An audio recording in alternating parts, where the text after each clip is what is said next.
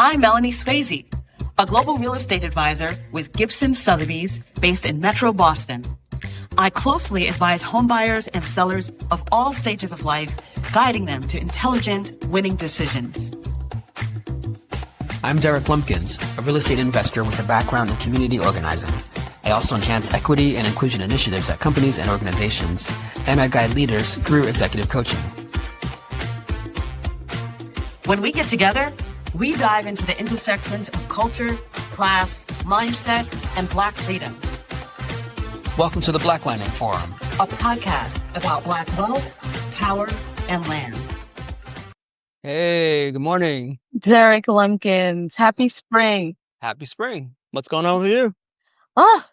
Well, I just got back home to Boston from DC, and it's really lovely to see more buds on trees and tulips sprouting up and the sun really bright in the sky. I'm like, okay, I can do this. We can do this.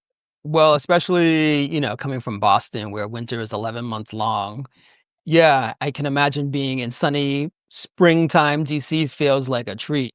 It was really lovely. Like no jacket. It was strange. You realize that's how most of the rest of the country lives, right? Most of America below a certain point lives like that most of the year. Bless them. Yeah. But you did more than just look at the sun and the trees while you were there. You went to a very particular museum. I did. The National Museum of African American History and Culture, or as I affectionately call it, the Blacksonian. Mm-hmm. That's my first visit, a belated visit. I was initially scheduled to go in spring of 2020 for my birthday. And of course, that trip had to be canceled. And so this is the first time we've been able to make that trip happen. We went with a friend of 30 plus years, and just steeped ourselves in history from the 1400s to the present. Was there a particular point in time that stood out to you? I've been trying to think about that because I figured you might ask me that. And what I can say qualitatively overall is that I was able to absorb more details than I necessarily knew. I understood the sweep of history. So there weren't surprises for me, but there was context, and something about the curation was really powerful.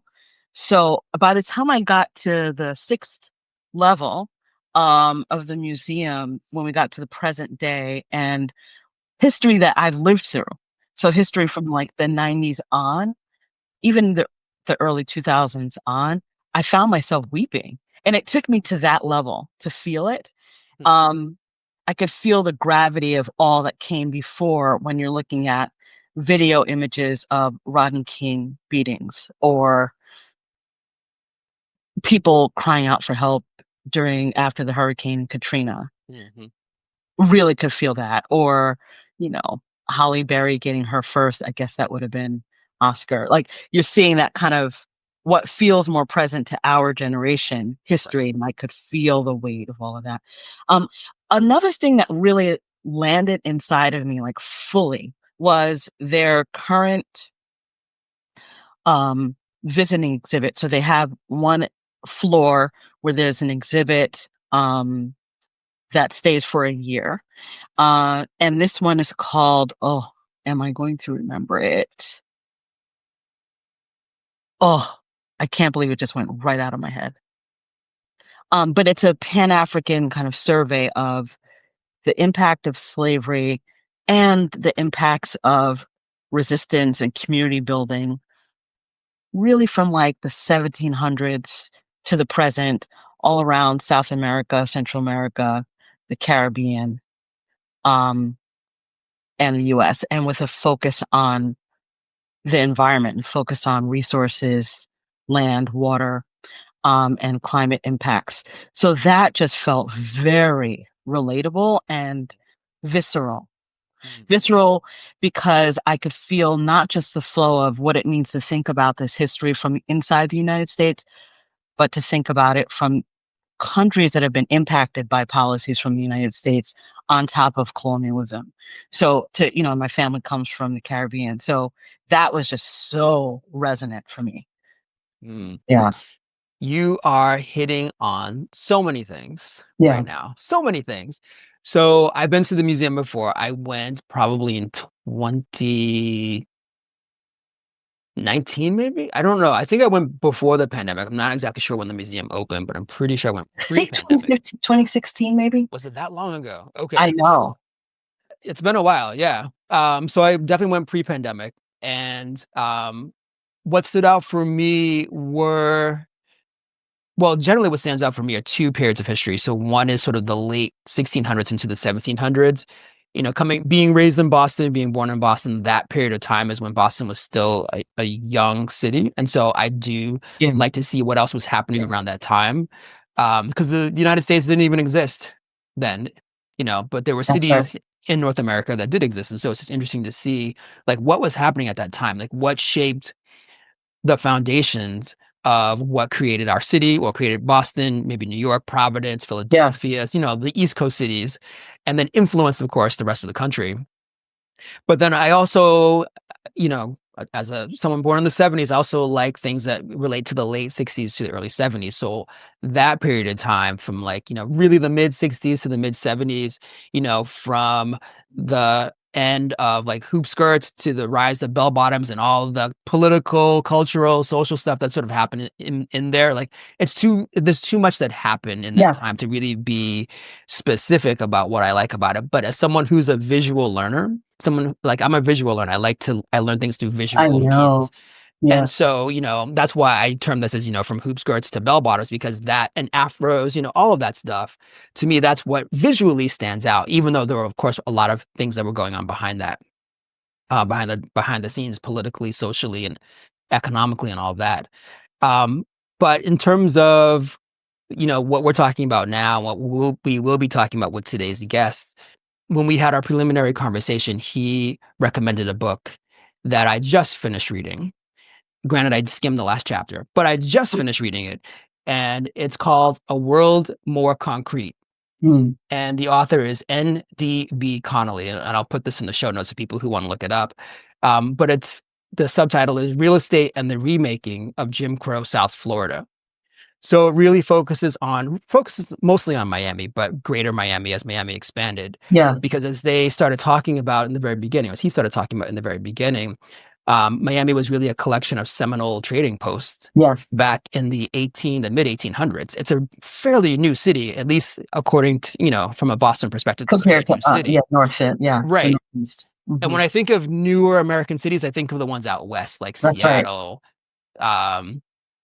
Portland, Oklahoma City. I think of those cities as being the new cities. So to think of Miami as a new city that really developed during Jim Crow, yes, was really kind of like, it was an eye opener in a way, because I just never really thought about it. I think of the East Coast cities as all kind of happening around the same time. But for people who like history, American history, who are interested in some of the aspects around Jim Crow, who like urban development, city planning, all these things, this book hit upon so many things. The only critique I have is that I wish it included more maps, because as someone who's not from Florida, I was sort of like, well, where is this? Yeah. Where's this in relation to the other parts of what I do know about Miami? Because I've been a couple of times, but if I had never been, I would be like, well, I don't know where this is. I don't know how this relates. It doesn't always say how many miles apart things are. It just says it's across the tracks, but like, well, where are the tracks? So it's very small critique. But that book, and what I was thinking about prior to this recording, I was thinking three things, or three things stood out to me. So one is the myth of the Black monolith as perceived from the outside. Because, we've talked about it in certain episodes. And of course, we've had conversations with other people about it. But it really brought into stark contrast how Black Americans, like the legacy African Americans and people from the Caribbean, specifically Bahamians, I was like, whoa, Bahamians were like a force to be reckoned with. And like, our image of Bahamians now are sort of like they're just chill on the beach by the Atlantis Hotel. And so it's kind of like, Bahamians were like a political force, a social and political force back then. And maybe they still are now, but I was kind of surprised by that.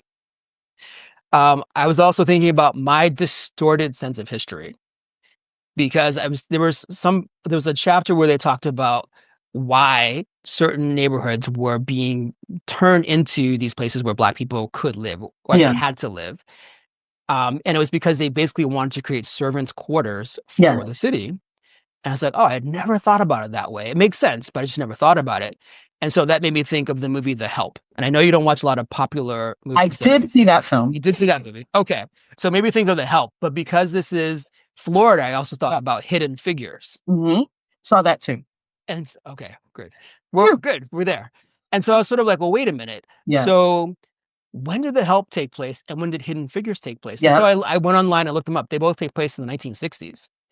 And so I was thinking The Help might have been in the 40s or 50s and Hidden Figures is more like the late 60s, but they were pretty much in the 60s. And I'm like, wow, my sense of history is distorted by popular culture, not in a terrible way, but like, I think there's so much more happening, so much more time between these two things when they really were overlapping and they existed at the same time. Right. Yeah. And then the final thing I was thinking about specifically because, we're both in real estate is the profitability of Jim Crow. It was hugely profitable. And I never really thought about that. When I think of Jim Crow, I think about, oh, there's just separation, colored water fountains or colored schools or, whites only this or, the division on the buses. I just think about that. I don't think about the profit that was derived from it.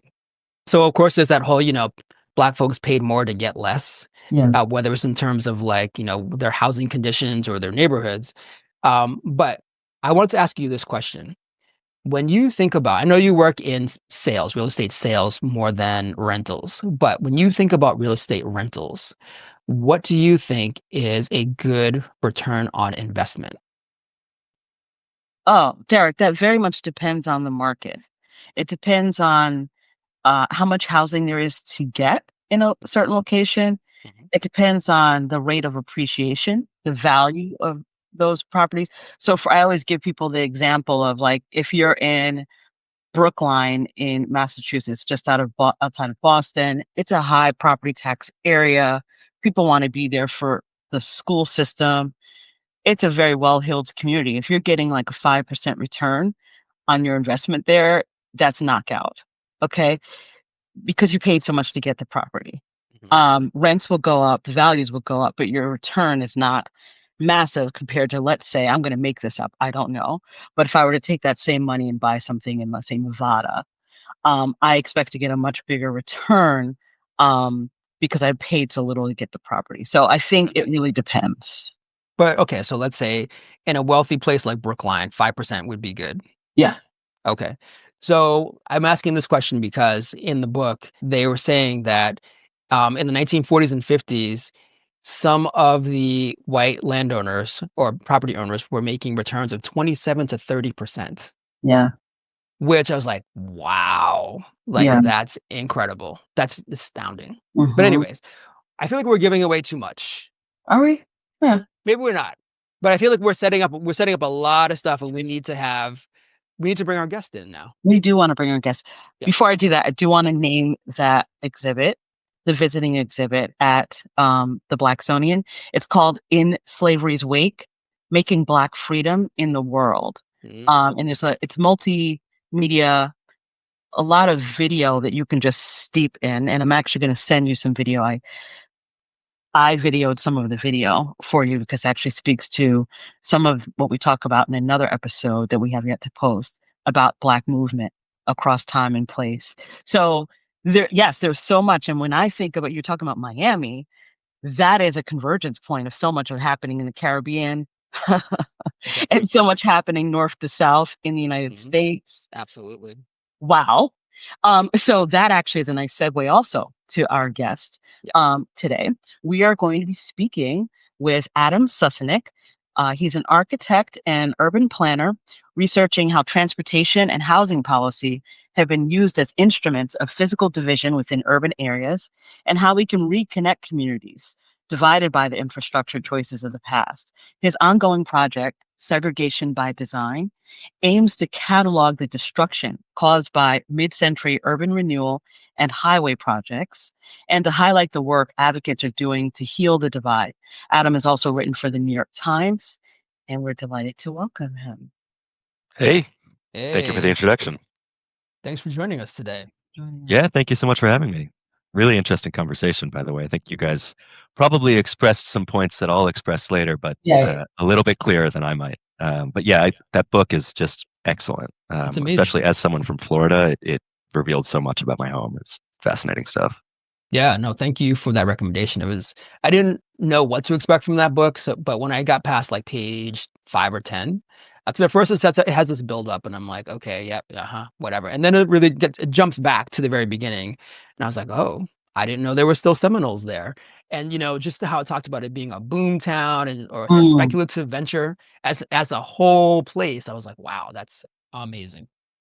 Yeah, exactly. I mean, that's why it got the nickname the quote unquote magic city, because it grew out of the swamp in a period of 20 years or so, and then was promptly destroyed by a hurricane and then rebuilt even faster. And that's been basically the story since the 1894, since Julia Tuttle went down there.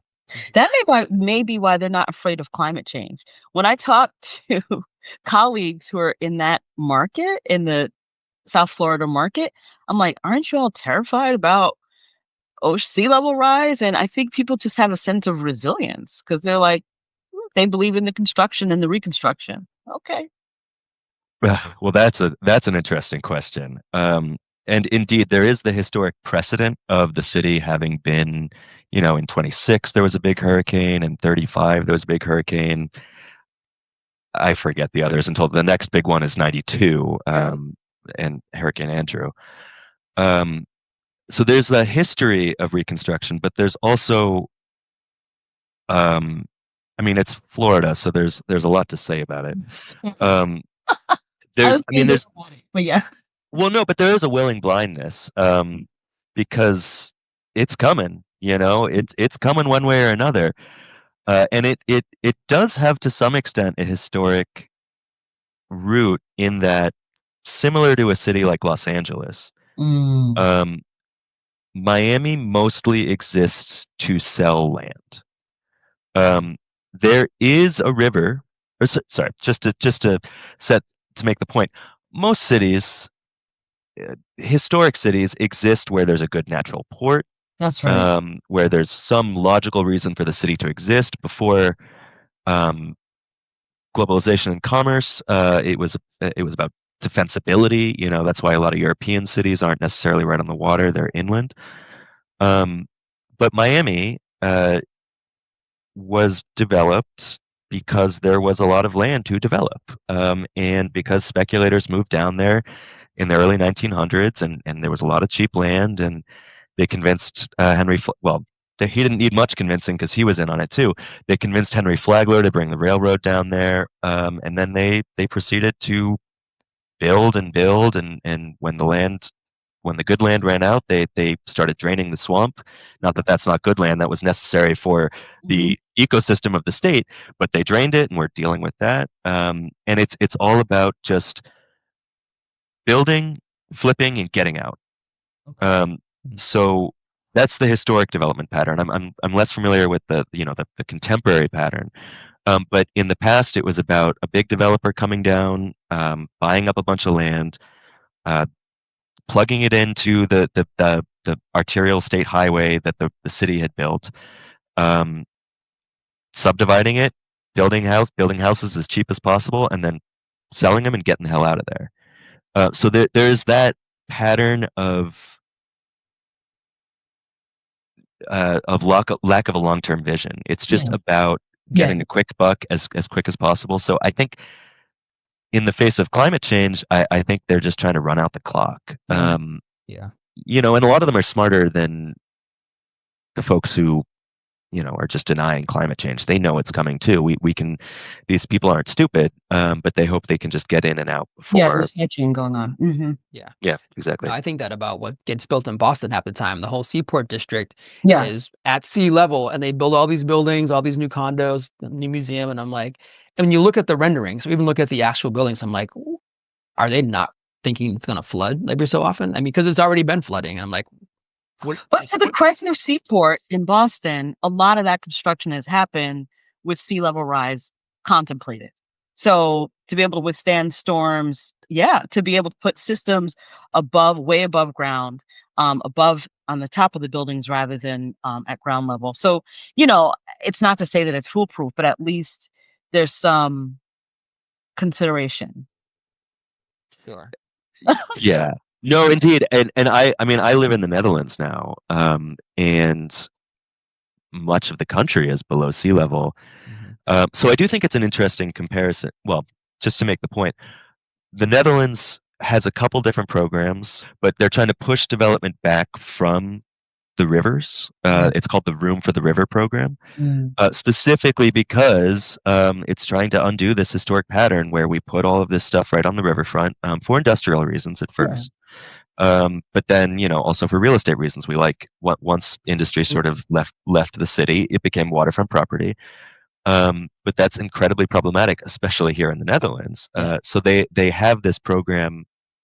It is essentially managed retreat, which can be kind of a scary term for some people, but I don't want to talk about the branding of that. But you know, managed retreat, just for folks not familiar, it's abandoning places that we know will not be sustainable in the near future, providing resources for the people so that they can move. It's doing what we need to do in a way that doesn't screw people over and doesn't happen at the last minute. You know, it doesn't happen because there's an emergency. And it's been very successful. You know, in the past, since I've moved here 2 years ago, there's already been a giant flood. The program was fairly successful. There was basically no one had to evacuate. That's so European. It's refreshing. And that's one strategy. And then the other one. And what about insurance? I guess it doesn't matter because you're abandoning, so you're not trying to recover. In terms of insurance, how are people made whole? So they are given a buyout. I'm not entirely sure about how the insurance works on the new location, but these people are given a buyout, and it's you know pegged to the price of their house and the land as well.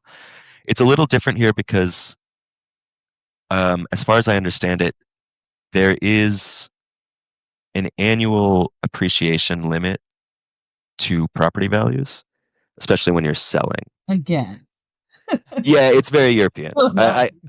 That's not my expertise, though, so I'm not going to get into that. But this to make the point, it is possible to build in a place that is very flood prone. You just have to do it in a way that is ecologically responsible. And had, you know, I make fantasy transit maps as a hobby. And I do so for Miami and South Florida, and the response on Reddit, where I sometimes post them, is always, "What's the point of doing this? You know, it's all going to be underwater in 15 years or 50 years." It's like, well, if the Netherlands had that, if they had that viewpoint, they never would have built the city I'm in right now, Rotterdam. There are measures you can take to protect yourself and to grow in a sustainable way, but that's not necessarily what we're here to talk about today. But it's really like a testament to the promise of good planning. And that's what you're talking about, is urban planning.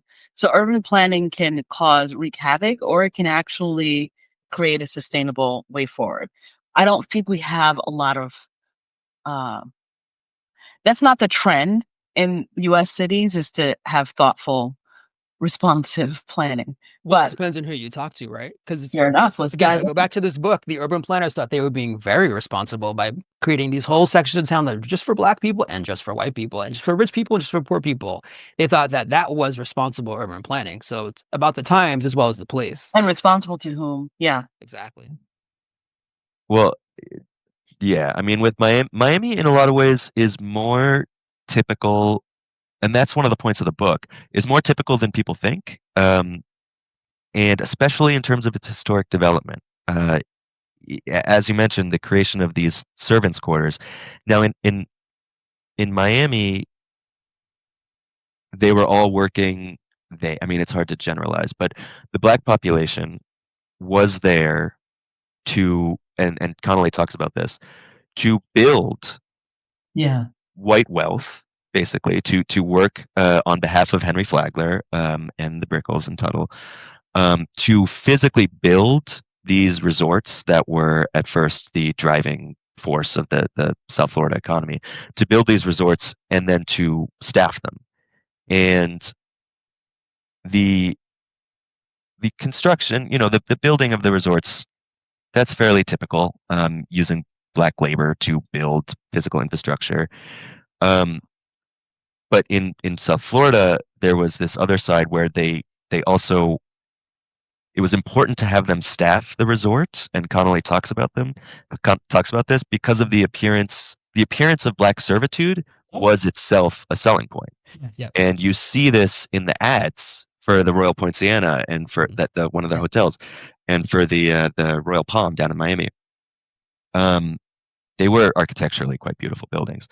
But one of the ways that Miami markets itself is that you can come down as a middle class white person, or towards the end even a working class white person, and live like a wealthy plantation owner, live like a capitalist, and have black people wait on your every need. And Connolly talks about the quote unquote Afromobiles.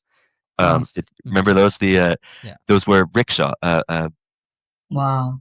pedicabs, rickshaws. That was like one of the main forms of transportation, and they were literally called Afromobiles because they were always driven by a black man, and it was a man. Because there was also the misogyny element to it as well. But they would have these. They have these publicity photos and like straight up postcards, that are like ride an Afromobile, experience South Florida. Well, speaking of that transportation piece, so I didn't realize that Pan Am Airlines, which now no longer exists, was the means by which the U.S. government used its influence, used the airline, or they colluded with the airline to use its services to Latin America and the Caribbean to sort of socially and then militarily colonize other countries. I didn't know that Pan Am had a literal connection to neocolonialism in Latin America and the Caribbean. Like, that was a huge surprise to me. Just something, again, things that they don't teach us about American history or corporate history or American history generally in terms of the hemisphere. Oh, sure. I had no idea. That's fascinating. I mean, I've read the book too. Yeah. I read it a while ago, but Pan Am, yeah, I mean, as the United States flag carrier, I'm not surprised. They were not a government operated industry, but they had a lot of blessings from the government and a lot of contracts. Definitely. And there's not really an equivalent to that anymore. But yeah, Miami is a fascinating subject. Mm-hmm. So, being from Miami, you're in the center of the storm. Like, how did you get interested in studying this? And, I think Segregation by Design, is an offshoot of your dissertation. Is that right? Or you did a dissertation that, like, somehow I read somewhere they're one leads to the other. No, that's correct. I would say the dissertation is, if anything, an offshoot of the project, not the other way around. Okay. So, like, what got you interested in that? Like, how did you get involved in that? And then, because it continues to grow. And my understanding is that this isn't part of like your main job, but something you do as something you enjoy. So, like, what got you involved, and how do you keep it going? And tell our guests what Segregation by Design is. Yeah, so Segregation by Design is my ongoing academic project, although it did start sort of just as a hobby. But what I'm trying to do is document the destruction of communities of color visually, and textually, but primarily visually, due to urban renewal, highway construction, and the sort of overall legacy of redlining and environmental racism. So there's a few reasons why I started it. Firstly, the Biden administration, the previous administration, talked about this kind of briefly, and they did indeed put some money behind it. They or put money towards fixing the legacy, specifically of highway construction, through non-white and in particular black neighborhoods. So the U.S. DOT announced that they are putting money towards fixing these issues, and they did not really, when they announced this, the DOT did not really explain what the problem was. Now, people who are living in these communities that have been destroyed by highways and are continually blanketed by pollution, they know what the problem is. But they're not necessarily the ones that the government needed to get on board, as we can see with everything that's happening. We need to convince well, that's a slightly different issue, but we need to get people to understand this issue. We need to get them to understand it. They just said it happened through the Reconnecting Communities program. They said highways have divided Black neighborhoods. Which was spun by Fox and bad faith actors as highways are racist. They basically, because there was so little, I think, effective communication around what the issue they were trying to solve was, it gave room for the other side to just ridicule it, and to say, again, highways are racist, implying that somehow, like, the asphalt itself was racist. But we know that these roads, yeah, exactly. But we know that these roads were built by people, built by people working in particular institutions, built by people with particular agendas and under institutions with agendas. So there was that, I thought, lack of effective communication that immediately let this go into the culture war and become something that was ridiculed. And I don't think we've necessarily combated that. But what I wanted to do was basically follow up on that and show what the hell they're talking about when they say communities have been divided. So it primarily lives on Instagram, but there's a website. But when they say a community has been divided by a highway, I try to show the community before, and then the community after the highway, showing that it was clearly divided. And if you want to throw up one of those videos, now might be a good time. Sure. Why don't I do Los Angeles? Yeah. So trying to show, there you go, clear examples. This actually starts with urban renewal in Chavez Ravine, which is a different story. And Chavez Ravine isn't technically the name we should call it, but La Loma, Palos Verde, and Bishop. Regardless, so what I wanted to do with this project, again, mostly Instagram and a website as well, segregationbydesign.com, was provide a mountain of examples of where this happened, where these communities were divided. So this right here, you can see this is the 110 being built through downtown Los Angeles. It cuts through, at the time, what were increasingly Black and Mexican in particular, but also a lot of Puerto Rican, Dominican, so Latino communities. And then here it gets down to South Central. So this, you don't have to play this one the whole way. It goes quite long. But trying to show how these highways physically divided communities, disrupted the urban fabric, made it more difficult for people who live there. So that's one reason. Building off of that, that sounds like a little arrogant, right? Like, why is it that there are people who have talked about this before? There's incredible books out there. There's the one I just mentioned, or the one we just discussed, about Miami. There's The Color of Law, about sort of the whole country. There's a new book that just came out 2 weeks ago by Deborah Archer, who's the president of the ACLU, professor at NYU Law. A lot of her work is what I've based some of this on. She just had a new book out called Dividing Lines, which is all about this subject. But what I wanted to do was take those existing sources and just put them in a place that was more accessible for people who didn't want to sit down and read a book, who don't have the time, who don't have the attention span like me anymore. So put it on a place where people could see. So that's Instagram and the internet. And make it more digestible. I got tired of telling people to read the book The Power Broker, if you've read that. It's 1,500 pages long. We should read it, but it is very long.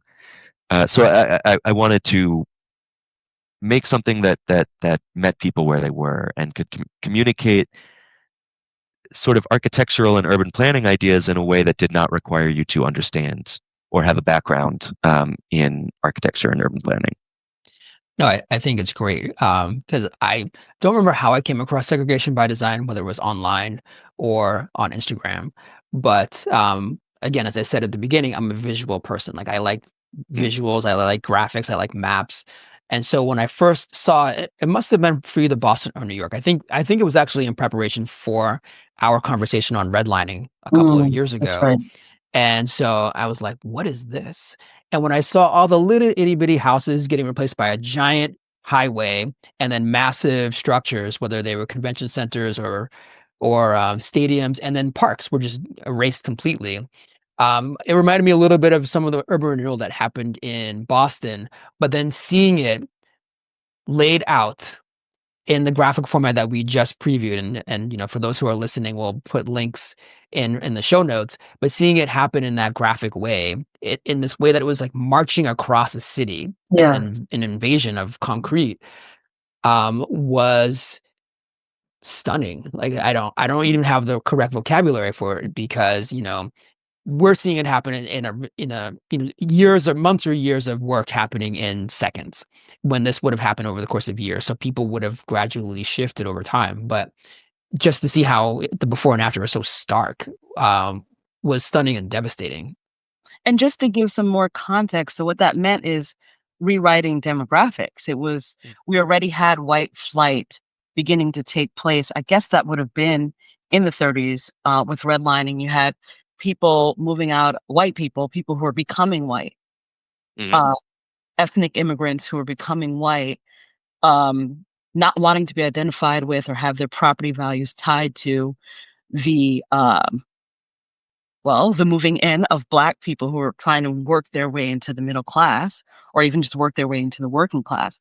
They wanted to exit, and there were lots of policies, both governmental and financial policies, that encouraged or scared white people or people who were trying to become white to move out of the cities. And so the highways itself was a vehicle. It was a moneymaker to build the suburbs. And what that meant is a lot of resource, a lot of tax base leaving urban communities and urban markets. And so then you have, by the 50s, this concept, again, more policy, called urban renewal, that makes you sound like a regeneration, but it actually wasn't that. It was a concretization. It was building up big structures that didn't necessarily serve the largely Black and poor populations that were living in the cities. Maybe they built housing projects, and we can argue about whether those were helpful or not, but they made the neighborhoods not neighborhoods. And so and not only that, in order to build highways, as Derek said, you have to move little houses. Those weren't friendly negotiations.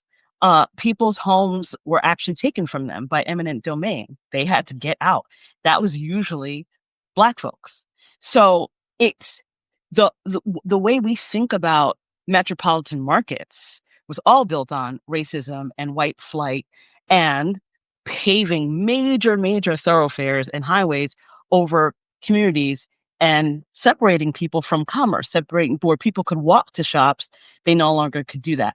Did public transportation come in and fill that need? Not necessarily, and not well. So these are all the pieces that we're tumbling around here and trying to think about, well, what does that mean for how we're living now and property values now? Because what we know now is that people of means want to be in the cities and can afford to be in the cities. And now you have poorer folks and people who had been redlined and locked into certain neighborhoods, not able to buy anywhere else and not able to go to the suburbs, now being forced to go to lower income suburbs and get out of the city and not have access to the parks and the other services that are building up, right? So you're basically, the map in itself is showing us how Black people have been moved around.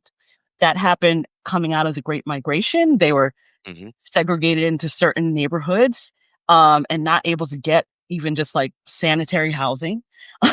But they were brought up from the South. They were encouraged to come up from the South to work, but not work and earn enough money. And even if they could earn enough money, not be able to actually buy or retain housing that was actually attractive or viable. So it's all of this stuff that we're trying to swim around, and I just want to make sure we're identifying it. Let's also be very, very, very clear.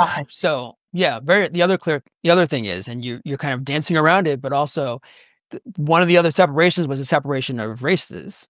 So, I mean, this book that I read made it very clear that this was all about keeping the races separate, making sure that white folks didn't have to live next to Black folks or Latinos or Asians or Native Americans, pretty much anybody. So, you mean, it was very clear that, this was also about separating people as well as, reducing economic mobility and all that. But anyways. And that's what Robert Moses, that's the power broker is about, Robert Moses. If you think about New York City and all the highways, and you think about what is central Manhattan, Central Park, a lot of Lincoln Center, all of that was devised by Robert Moses, who absolutely believed in segregation and wanted anybody brown to be apart from the upwardly mobile white white middle class. Yeah, absolutely. I mean, it goes back to the sort of academic underpinning of redlining itself. And Derek, I sent you that paper, but it's and we could put that in the show notes. But it is all about this idea. The sort of central point of redlining is the idea that different races being in close proximity reduces property value. So that point taken to its logical extreme really results in sprawling suburbia. But It Adam, results. this also okay. This is one of the things where I like to just say, like, for example, someone might say, so and so was attacked because of the color of their skin. They were not attacked because of the color of their skin. They were attacked because of racism, right? Yeah. So it's not about the color of skin. So it wasn't like, okay, putting Black people or allowing Black people to move in next to white people didn't want that. Yeah, so there was a lot of terror and fear where people didn't want that. But the policies is what capitalized on that fear, but also really, really dialed up that fear and put a dollar value to it. So I just wanted Put to a be dollar value to it. very explicit that it was policies. It was bank policies that said, okay, we're going to put lines around certain communities. If it's a green line, that means white people should buy there because we're going to make sure that property values increase. If it's a red line, it means white people should leave there, Black people should stay there, and we're not going to actually allow for mortgages in those areas. So, like, just be like, it was that explicit. Oh, of course, exactly. And to some extent, so redlining comes in the 30s, 36 around. To some extent, Wasn't that actually part of the New Deal? oh yeah, definitely, it was part of the New Deal. Why you think of the New Deal as so progressive? Well, actually, the more you dive into the New Deal, unfortunately, the more you realize it set up a lot of the institutional racism and exclusion that we have today. FDR basically made a deal with racist unions, and I'm a union person, but like with the racist labor forces of the day, the racist progressive forces of the day. It gets a little tough going back this far, sort of equating it to today. Right. But a lot of the people that we would consider progressives were just straight up racist. And the idea of like racial hygiene is a potentially progressive idea, and it gets to these separations. But yes, it was policy, and it was based on the idea that that basically any non-white people being close to white people reduces the property value, and specifically Black people. I mean, if you look on the redlining, the forms that went with it, they're asked to, they'll say like, the forms will ask like, there's a prompt that says infiltration of, and then you're supposed to write the undesirable group that is potentially infiltrating, or just say NA. But then there was also a prompt that just said Negro. It just said basically Black, yes or no. And that was the only race that was called out like that. That was specifically, there was a prompt that you were just to answer yes or no. And then you mentioned this idea of becoming white, which I won't touch on here because that is really interesting point though, because that changes a lot, especially for the Italian and Irish folks, and Jewish folks to some extent. Right. But the redlining is based on the idea that different groups being close together reduces property values. It is the impetus for that to some extent was the Great Migration. Yeah. It was all of these Black people moving into city centers and overwhelming the existing sort of de facto building by building segregation that had existed. And the Great Migration and then subsequent redlining is also a lot of the impetus for white flight, and it's tough to put it necessarily on the individuals that were leaving because of these policies that basically said, oh, there's Black people moving in, you should get the hell out because it's going to reduce your property value. And we wrote that down. And then that's where blockbusting comes from, this idea of basically real realtors going door to door saying like, look, a black person moved in over there, you got to sell your house, and scaring people into selling way below market rate. Because in the United States, the primary source of wealth is land, and Of course. land connected to what kind of housing you have access to and can own. And that is also codified by zoning laws, which in themselves reinforce racism in many ways. So, yeah, it's like you're saying, here's your means to wealth, but your means to wealth is actually being threatened if you become neighbors with this incoming new demographic. You can't ally with each other. You can't build relationships with each other. You can't find common cause with each other. We're going to incentivize you to get out and not build relationships. I want to throw a little bit of a complicating wrench into this. Yeah. Because I like to do those kinds of things. Love So, that. you know, as I read this book, so again, a little more concrete, as the Black community began to grow. So again, this is specific to Miami and to South Florida, so it probably looked different across the country. But as the Black community began to grow, both in terms of numbers, both in terms of complexity, you know, more Black Americans, more Caribbean folks moving in, and also greater wealth because of, you know, generations of people have been there by this point. Some of the permitting process and some of the other processes that you just described, Melanie, as Black folks got to become more involved in governance, they began to reinforce some of the aspects of white supremacy and Jim Crow against poor Black people. So I mean, like there was an element where people of color began to support Jim Crow inadvertently, but it was a way for them to maintain their power as well. Yeah, well, that's always going to be manipulated, internalized racism and internalized classism. Mm-hmm. Yeah, and corruption, essentially. Well, and I think that so land is one of the most, and ownership, property ownership is one of the most important ways to build wealth here. But not, it is more, we've set it up so that it's as much to do with the color of the body of the person that lives there. Because property ownership, as eminent domain reveals, is not all created equal, you know, especially when there's this means. I mean, it's a little different nowadays because we're more litigious and you can ensure you get proper value when the government tries to exercise eminent domain. But back in the 50s and 60s, what we're talking about now, no, they just sent a letter saying you have to get out. And sometimes they sent a check that was maybe close-ish to the assessed value, but A, they were assessing the value, and B, not in practice. In practice, you know, the power broker shows that a lot. Like, no, that the folks in the Bronx were given very small sums for their house. So eminent domain shows that difference in what property ownership really means and whether or not it can get you access to power or to wealth. But then B,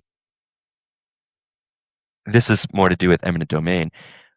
In a lot of these neighborhoods that get destroyed, and we're talking a lot about Miami here, but this happens all over. In a lot of these neighborhoods that get destroyed by highways, that get and the mechanism through which the properties are taken are eminent domain. It's not the people that live in those communities that own any of the buildings. The people who live there are renters, and the people who own are slumlords who live up in Palm Beach, in the case of Miami. And after the Great Migration, and not after, it's still taking place. As these areas that were previously set aside as quote unquote servants' quarters, they're bursting at the seams. They were not built to handle these populations. This is the case of Overtown in Miami. That's what we're talking about. But it was to some extent the case in Roxbury too. These places, and they're subdividing buildings, you know, and it's physically getting worse. So when the government comes along and says to the property owner, not to the renter, we'll give you this amount of money, and the property owner probably lives in Brookline or something, we'll give you this money for the house. They view it as a way to just cash out of the slums. You know, they don't mind that because they're the ones getting paid and the renters get nothing. But it is we started with this discussion of sort of these servants' quarters, and I do just want to touch on this because I know we're running a little short on time. The the spatial development of the American city. I'm not, and this is Miami, this is Boston. If you look prior, basically to the Great Depression, prior to 1929, American cities were very much like their European counterparts. This train station behind me is New York. It's Penn Station, but our cities were dense. They were walkable. They had public transit. You mentioned this earlier, but they were connected by public transit, and they looked like Europe.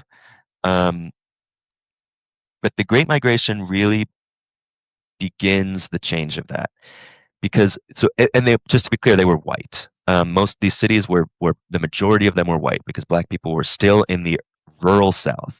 There were small communities in Harlem. There were small communities in Bed-Stuy, and in the northern and western cities. Small though, like hundreds of people. But the Great Migration makes these sizable communities. They make them big, and the existing fabric, these existing segregated areas, which again this is an informal well, in the South it's formal, but it's physically close is what I'm saying. So these cities are European, they're close, there's small black population, and where there is, they have that area drawn out. They have it segregated. It's often near the train station. But as the Great Migration makes these areas start bursting out, redlining becomes a means to deal with that, to plan for the future, to designate zones that they say don't have a future and ones that do. And the ones that do are the ones that are far away from these people, from the people who are moving in, from the non-white people. And again, that's what I say, like, that's the logical end of redlining, is just sprawl, because it's prizing separation. And the way that you can ensure separation in perpetuity is a single family house, with there's, even if the policy changes, even if the place becomes as progressive as possible, you still are protected. And it creates this situation where, again, the Great Migration, people moving in, white flight happens, and then the white people turn their gaze back on the city, and that's when it becomes, what was formerly just the city becomes the inner city, to refer to this area that they have left. That's right. And they have left to suburbs that are crucially different cities, so they have taken the tax base with them. And then the inner city, quote unquote, is now without any money. And the property owners in the inner city, who I said often aren't the actual community, they're not happy about that. They're not happy that the white people have left, especially downtown property owners, people who own office buildings, the train companies, the newspaper, the traditional downtown power brokers, the downtown political machines are not happy that that this idea of the inner city is formed. So when urban renewal and highway money comes along from the federal government, they're like, yeah. So I want to stop you right there because I want to leave a cliffhanger, because as you said, we're running out of time. There are a lot more paths we can go on with this conversation. A lot more. And so I feel like if you're willing, we definitely need to get you back. Okay. This is fun. Exactly. And I also have this question. I don't want you to answer it now, but the question is, given today's political and social climate where it's all about erasing history and removing anything related to diversity, equity, inclusion, race, gender, blah, blah, blah, blah, how is this impacting your work? So that's an answer for the next episode, not for this one, because I'm curious to hear how you would answer that. Yeah. So Melony, anything else we want to say or ask before we go? Because we have very, very limited time. Thanks for asking. I think a question I would love to hear us explore is, how do we two questions. How do we bring this trend to the current day? What's the current analog of this? And how do we get out of it? Like, how do we get out of it with good policy, with good community organizing, with good communication? How do we make it so that we don't keep reinforcing the same kind of pattern? Because I think what we might be seeing now is a reversal, but it's the same impact of, now you've got white resource and money moving into the city, but you've got now demographic shifts of working class and poor Black folks needing to leave pretty far outside of cities, like to go far, far. And what does that mean for culture, politics, and all the rest? So Great to be question. answered next time. To be answered next time. Oh, okay. All right. All right. I can see your mind working. So now We to can- be yeah. answered next time. That was a good question. I mean, I was gonna maybe bring up Rochester if you want to just show that real quick if we got time. We don't have time. All right, never mind. This is our cliffhanger. This is our We cliffhanger. can look forward to the map of Rochester because, yeah, I think also we want to see success stories about how this is done well. Absolutely. Well, and the Roxbury Land Trust is a good success story too. I'm looking forward to that too. Yes. Yeah. Yes. So, folks, audience, this is the cliffhanger. So we will have Adam come back because, again, there's so much more we can talk about. But if you have questions along the way, feel free to send those to us. And we will talk to Adam about when we can get him back. But until then, we will see you on the next episode of the Blacklining Forum. Take care.